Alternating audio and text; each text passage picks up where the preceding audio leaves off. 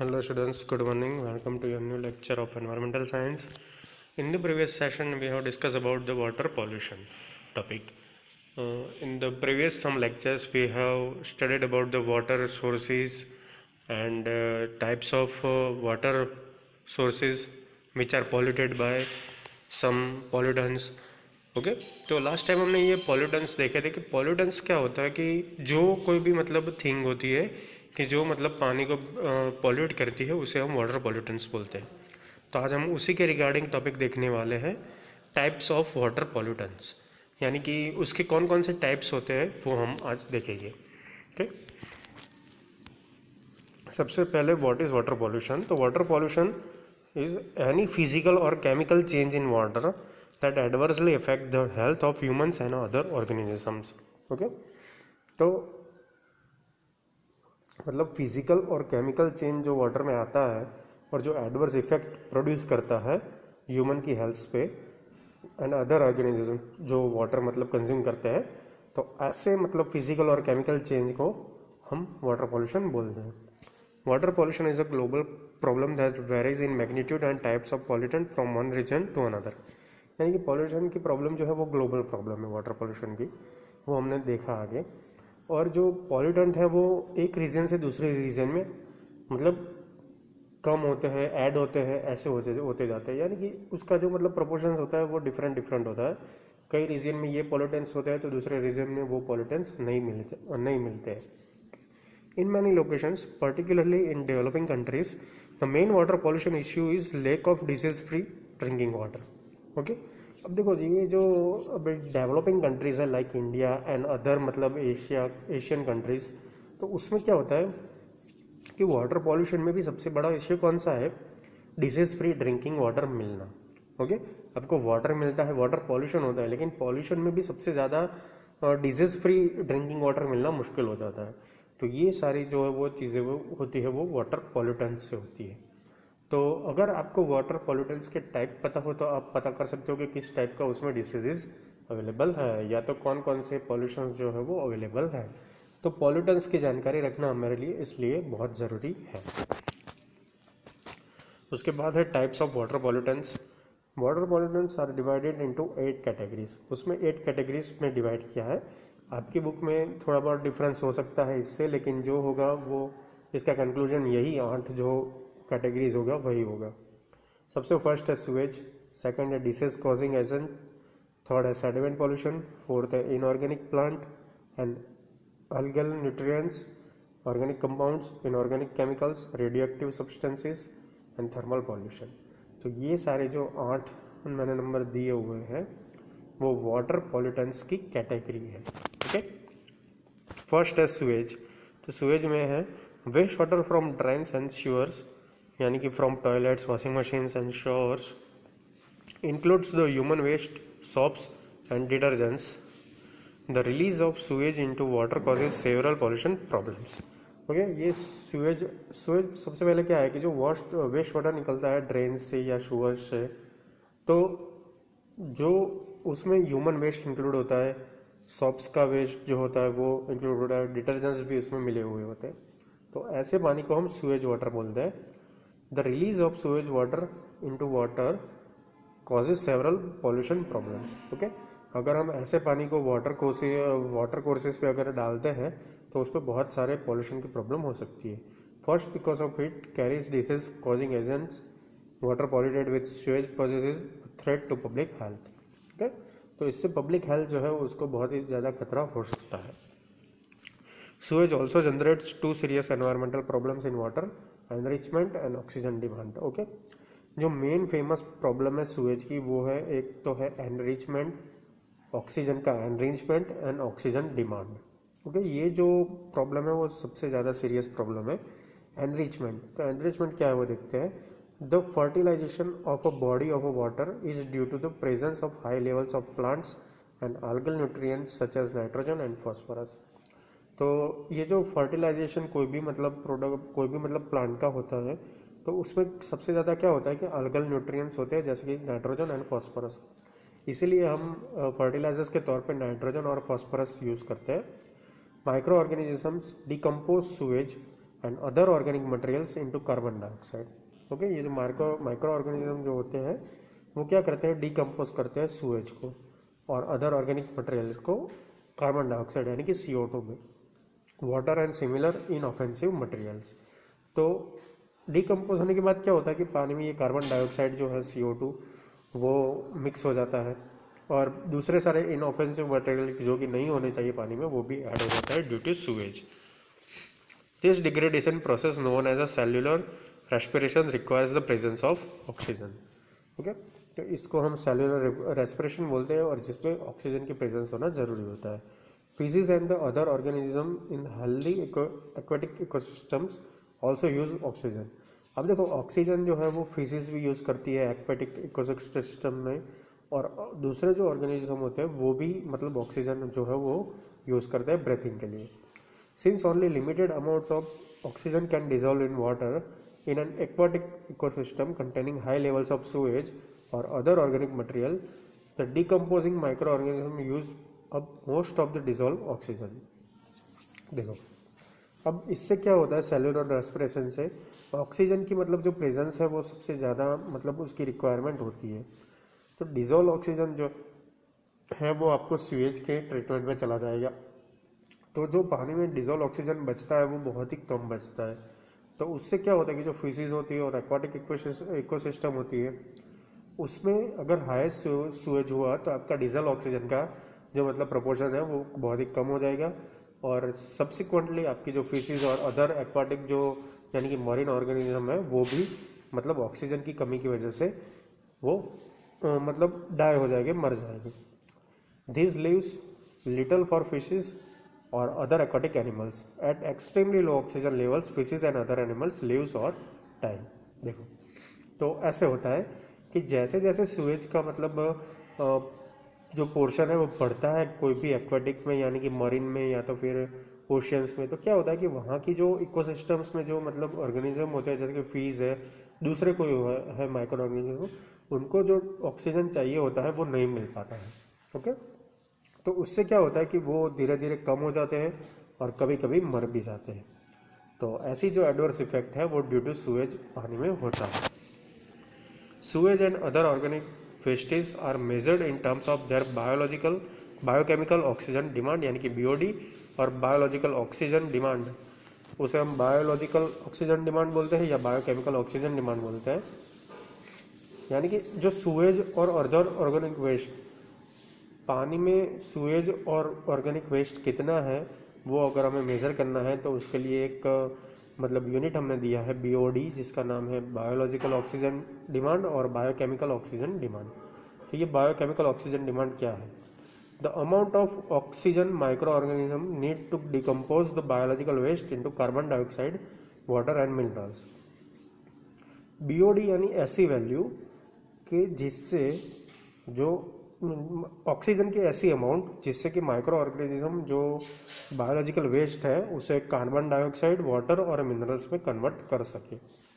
BOD is usually express as milligrams of dissolve oxygen per litre of water for a specific number of days at a given temperature. यानी कि BOD क्या है कि वो एक dissolve oxygen है milligram में। Okay, per litre of water, per litre water में कितना मतलब मिलीग्राम डिजॉल्व ऑक्सीजन है at a given temperature and specific number of days, उसे हम BOD बुलाते हैं। ओके, तो ये अमाउंट ऑफ डिजॉल्व ऑक्सीजन ही है जिसे हम मिलीग्राम में कैलकुलेट करते हैं। A large amount of sewage in water generates high BOD। जितना सूएज ज़्यादा होगा उतना हाई BOD आपका होगा। Which robs the water of dissolve oxygen, यानी कि डिजॉल्व ऑक्सीजन का जो मतलब आपका जो प्रोपोर्शन होगा वो भी कम हो जाएगा उससे। When dissolve oxygen levels are low, anaerobic without oxygen, anaerobic system यानी कि विथआउट ऑक्सीजन जो सिस्टम होती है वो anaerobic microorganism produce compounds with pleasant odours further deteriorating the water quality. Okay, तो इससे क्या होता है कि जो माइक्रो ऑर्गेनिज्म होते हैं वो सबसे ज़्यादा ऑक्सीजन यूज़ करना उन्हें होता है। तो विथआउट ऑक्सीजन अगर वो डिकम्पोज करेंगे तो क्या होगा, वो अनप्लीजेंट ऑर्डर्स प्रोड्यूस करेंगे और उससे क्या होगा कि वाटर की जो क्वालिटी होगी वो भी डिट्रिएटेड होगी। तो ऐसे जो है वो BOD जो होता है वो हमें मतलब वाटर को जो है पॉल्यूटेड करता है। तो बायोकेमिकल ऑक्सीजन डिमांड या बायोलॉजिकल ऑक्सीजन डिमांड अब आपको पता चल गया होगा कि क्या है। The amount of oxygen micro organism need to decompose biological waste into carbon dioxide, water and minerals. It is usually expressed in milligrams of dissolved oxygen per liter of water for a specific number of days at a given temperature। तो ये आपको याद रखना है। BOD सबसे मतलब favourite question है paper setters का। वो कई बार आपको पूछ लेते हैं 1 या 2 मार्क में एनवायरमेंटल साइंस में। ओके, उसके बाद है यूट्रोफिकेशन। तो यूट्रोफिकेशन क्या है? Eutrophication is the enrichment of a lake, assurity or slow flowing stream by inorganic plant and algal nutrients such as phosphorus and enriched body of water is said to be eutrophic। यानी कि जो भी मतलब phosphorus है, nitrogen है, या तो दूसरे कोई algal न्यूट्रिएंट्स है लेक में, उसका मतलब जो पोर्शन है वो सबसे ज़्यादा बढ़ जाना, उसे हम यूट्रोफिकेशन बोलते हैं। आर्टिफिशियल यूट्रोफिकेशन क्या है वो देखते हैं। Overnourishment of an aquatic ecosystems by nutrients such as nitrates and phosphates due to human activities such as agriculture and discharge from sewage treatment plants। तो आर्टिफिशियल यूट्रोफिकेशन में क्या होता है कि जो नाइट्रेट्स और फॉस्फेट है उसका जो मतलब प्रोपोर्शंस है वो एक्वाटिक इकोसिस्टम में बहुत ज़्यादा बढ़ जाता है। ओके, तो वो मेनली कौन सी ह्यूमन एक्टिविटी से बढ़ता है? वो एक तो एग्रीकल्चर की एक्टिविटी से, या तो discharge from sewage treatment plant. तो एग्रीकल्चर या तो सूएज ट्रीटमेंट प्लांट के डिस्चार्ज की वजह से जो एक्वेटिक सिस्टम है उसका ओवर नरिशमेंट हो जाता है, और न्यूट्रिएंट्स जैसे कि नाइट्रेट्स और फॉस्फेट है वो सबसे ज़्यादा प्रोपोर्शन में पाए जाते हैं लेक्स में, या तो फिर दूसरी कोई मतलब इकोसिस्टम में, एक्वाटिक में। तो उसे हम आर्टिफिशियल यूट्रोफिकेशन बोल सकते हैं। ठीक है, तो इसमें जो न्यूट्रिएंट्स है नाइट्रेट एंड फॉस्फेट, उस पर आपको कॉन्सेंट्रेट करना है। अगर वो दोनों बढ़ते हैं कोई भी पानी में, कोई भी मतलब एक्वेटिक सिस्टम में, तो उसे हम यूट्रोफिकेशन बोलेंगे। Artificial eutrophication results from the enrichment of aquatic ecosystems by nutrients found predominantly in fertiliser run off and sewage. तो ये जो फर्टिलाइज़र जो रन ऑफ करते हैं पानी के साथ, जो एक्स्ट्रा होते हैं वो, और सूएज जो होता है वो मतलब रन ऑफ करता है पानी के साथ, तो उससे जो ये आर्टिफिशियल यूट्रोफिकेशन है वो क्रिएट होता है एक्वेटिक सिस्टम्स पे। तो आपको artificial eutrophication and eutrophication of lake क्या है, ये टॉपिक आपको समझ में आ गया होगा। सेकेंड जो मतलब टाइप्स ऑफ पॉल्यूटेंट्स हैं वो है डिजीज कॉजिंग एजेंट्स। तो डिजीज किससे बढ़ते हैं वो देखते हैं। Disease causing agents are infectious organisms that cause diseases. They come from the wastage of infected individuals। यानी ये वेस्ट जो मटेरियल होता है उससे प्रोड्यूस होता है डिसीजेज कॉजिंग एजेंट्स, वो जाके पानी में मिलते हैं और कॉन्सिक्वेंटली जो आपका पानी जो है वो डिजीज वाला हो जाता है। Municipal waste water usually contains many bacteria, viruses, protozoa, parasitic worms and other infectious agents that cause human और एनिमल डिसीजेज। ओके, म्यूनिसिपल जो वेस्ट वाटर होता है उसमें सबसे ज़्यादा बैक्टीरिया होता है, वायरस होता है, प्रोटोजोआ, पैरासिटिक फॉर्म्स होता है, and other infectious agents that cause human और एनिमल डिसीजेज। ओके, तो इससे जो होते हैं वो एनिमल से डिसीजेज जो है सबसे ज़्यादा ह्यूमन बींग में और एनिमल में बढ़ते हैं। Typhoid, cholera, bacterial dysentery, polio and infectious hepatitis are some of the more common bacterial or viral diseases transmitted through the contaminated food and water. Most of these are rare in highly developed countries but major causes of death in less developed countries. Okay, however many human diseases such as acquired immune deficiency syndrome यानी कि AIDS are not transmissible through water। तो ज़्यादा इस पे जो हमने example दिखाया है कि कौन कौन से मतलब जो डिजीज़ है वो मतलब वायरल होते हैं पानी की वजह से। डिजीज़ यानी कि पानी की क्वालिटी से मतलब वो वायरल होते हैं। ओके, और सम ऐसे भी है कि जिससे मतलब वो पानी से फैलते नहीं हैं, यानी कि वो वायरल पानी से नहीं होते, पॉल्यूटेड पानी से वो फैलते नहीं हैं। तो ये जो है वो डिजीज़ कॉजिंग एजेंट्स है। थर्ड जो है वो आपका सेडिमेंट पॉल्यूशन है कि जो सेडिमेंट पॉल्यूशन कैसे बढ़ता है वो हम देखेंगे। ओके, तो सेडिमेंटेशन पॉल्यूशन जो है वो किससे मतलब प्रोड्यूस होता है वो देखते हैं। Clay, silt, sand and gravel can be suspended and carried in water. तो ये जो क्ले होती है, सिल्ट होती है, सैंड होता है, ग्रेवल होता है, यानी कि जो अर्थ के कंपोनेंट्स होते हैं वो क्या करते हैं, वो सस्पेंड होते हैं और वाटर में चले जाते हैं। When a river flows into a lake or ocean, its flow velocity decreases, उसकी वेलोसिटी डिक्रीज हो जाती है and the sediments often settle out. तो उससे सेडिमेंट जो है वो सेटल होते हैं। Over time as sediments accumulate new land is form. जब सेडिमेंट मतलब एक्यूमुलेट यानी कि फिक्स हो जाता है तो न्यू लैंड जो है वो जनरेट हो जाती है, फॉर्म हो जाती है।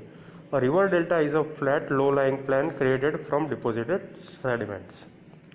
River deltas, with their abundant wildlife and waterways for trade routes, have always been important settlement sites for people. Sediments are also deposited on land when a river overflows its bank during a flood. Sediments जो होते हैं वो मतलब land पे भी deposit होते हैं, जब रिवर जब ओवरफ्लो होती है तब उसके साथ साथ वो बैंक्स में भी आ जाते हैं। Sediments are not necessarily pollutants. They are important.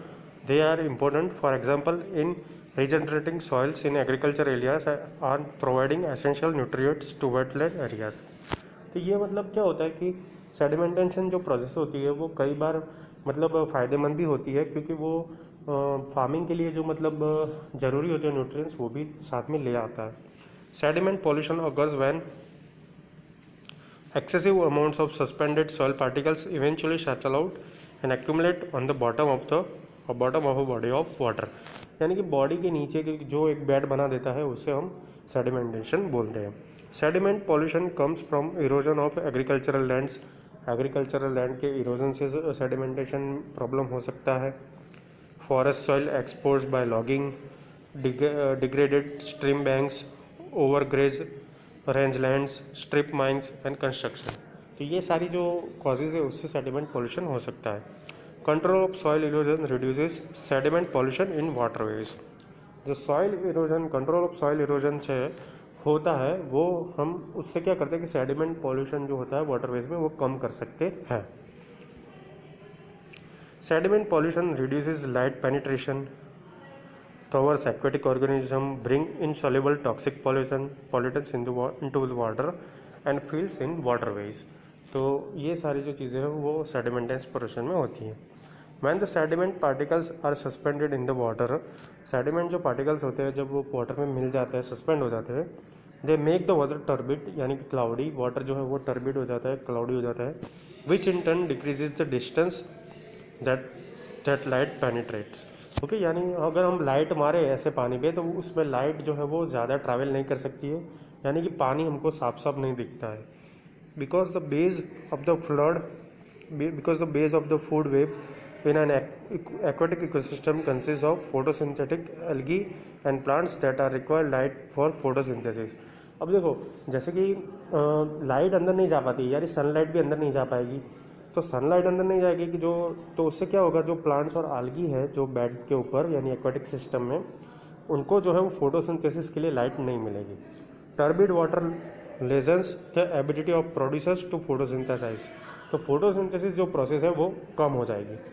Extreme turbidity reduces the number of photosynthesising organism which in turn causes a decrease in the number of aquatic organism that feed on the primary producers. यानी algae क्या होता है कि एक type की photosynthesis produce से वो मतलब खाना बनाती है ऑर्गेनिज्म के लिए, यानी जो ऑर्गेनिज्म ये आल्गी खा के मतलब जिंदा रहते हैं वो फिर नहीं रहेंगे। ओके, तो ये सारी जो होती है वो होता है सेडिमेंटेशन से।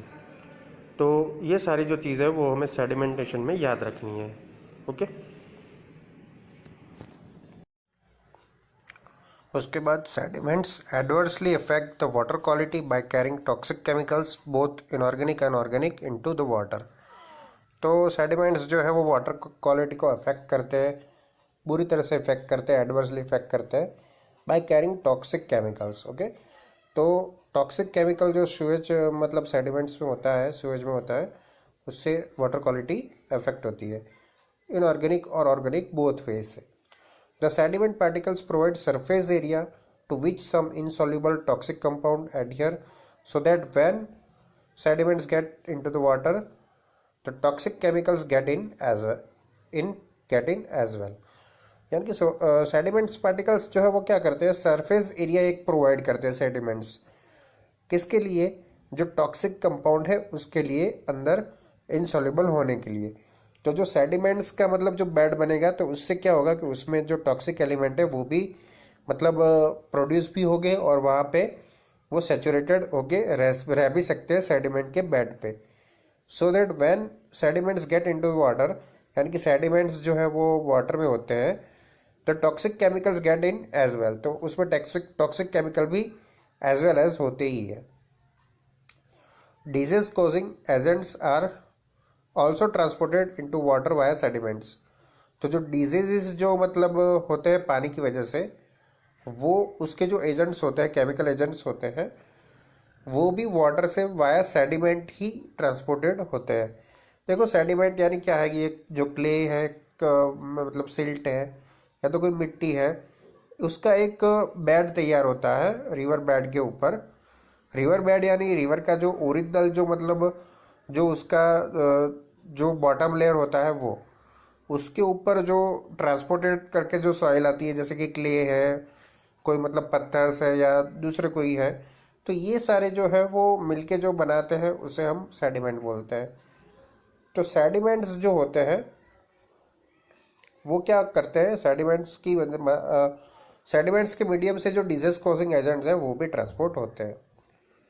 When sediments settle out of solution, they fill in waterways. This problem is particularly serious in lakes and channels through which ships must pass. Thus, sediment pollution may adversely affect the shipping industry. Okay? तो sediment maintenance से क्या होता है कि जो river की जो depth है वो बहुत ही कम हो जाती है। ओके, मैं आपको आगे की फिगर में दिखाता हूँ कि सेडिमेंटेशन से शिपिंग में क्या प्रॉब्लम होती है। ओके, और दूसरी मतलब जो इकोसिस्टम्स को क्या प्रॉब्लम होती है वो मैं 2 फिगर की मदद से आपको दिखाऊंगा, जिसमें से फर्स्ट है steam ecosystem with low level of sediment. देखो, अब देखो आप क्लियरली देख सकते हो कि यहाँ ऊपर से लेके नीचे तक कोई भी टाइप का कोई भी मतलब सेडिमेंट नहीं है, क्ले नहीं है, सिल्ट नहीं है। ओनली ये जो आप देख रहे हो वो ओनली रिवर बेड है। यानी कि रिवर के बेड में तो सीधी सी चीज़ है कि वहाँ पत्थर भी हो सकते हैं, कुछ भी हो सकता है, लेकिन आप डेप्थ देखो कितनी है। ओके, तो उससे क्या होता है कि जो ये जो सनलाइट है वो पूरे अंदर तक जा सकती है। इसकी मदद से ये जो आलगी है वो मतलब जो ग्रीन टाइप की आप देख रहे हो, जो पेड़ पौधे जो दिख रहे हो स्ट्रीम इकोसिस्टम में, वो फूलते फलते यानी कि उसका ग्रोथ होता है। तो ग्रोथ की वजह से क्या होता है कि ये जो मछलियाँ होती है वो भी उसे खा के जिंदा रह सकती है। यानी कि इकोसिस्टम जो है वो चल रही है अगर आपका लो लेवल है सेडिमेंट का। तो दूसरी एक चीज़ मैं आपको दिखाना चाहूँगा कि ये जो है ये रिवर का अगर हम यूज़ करें शिपिंग के लिए, ये शिपिंग के लिए रिवर तो नहीं यूज हो सकती, लेकिन मैं इसके एग्जांपल में ही आपको दिखाऊंगा ये इमेज में ही कि अगर हम यहाँ पे शिप चलाते हैं तो हमें पूरा मतलब जो डेप्थ ऑफ वाटर रिक्वायर्ड है वो मिल जाएगा यहाँ पे। ओके, अगर आपका लो लेवल सेडिमेंट है तो। और दूसरी फिगर में आपको दिखाऊंगा the same stream with high level of sediment.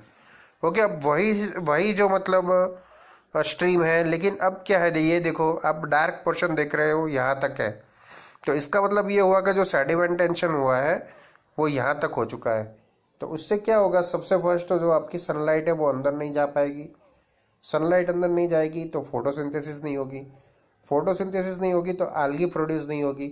Algae produce नहीं होगी तो जो दूसरे मतलब जो इकोसिस्टम के जो मतलब क्रिएचर है यानी कि ऑर्गेनिज्म है, जैसे कि फिश है या तो दूसरा कोई प्रोटोजोआ है या दूसरों कोई भी मतलब माइक्रो ऑर्गेनिज्म है स्ट्रीम इकोसिस्टम का, तो वो जो है वो जिंदा नहीं रह पाएगा। ओके, और दूसरी चीज़ जो मैंने बताई शिपिंग इंडस्ट्रीज के लिए, तो अब आप देख सकते हो कि रिवर का बेड जो है वो यहाँ तक ऊपर आ चुका है सेडिमेंट की वजह से। जिसका मतलब आपको पूरी डेप्थ नहीं मिलती है या तो इतना मतलब पानी नहीं मिलता है जिसके ऊपर हम शिप जो है वो चला सके। ओके, तो सेडिमेंट है वो ऐसे हमें एडवर्सली इफेक्ट करता है और वाटर क्वालिटी को डिट्रीब्यूटेड करता है। ओके स्टूडेंट्स, तो आज के लिए यहाँ तक, और नेक्स्ट टॉपिक में हम दूसरा कोई पॉइंट देखेंगे वाटर पॉल्यूशन के regarding. Okay students, thank you for watching and keep watching for updating videos of environmental science. Thank you.